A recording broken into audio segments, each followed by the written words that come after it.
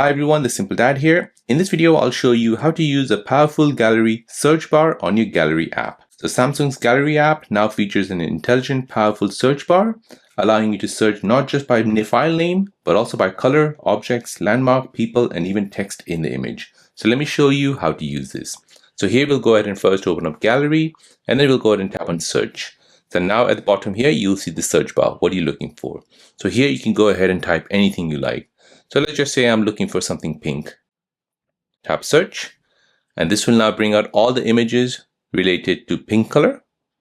Let's go ahead and look for a landmark. So let's go ahead and look for water park. And these are all the pictures related to water parks.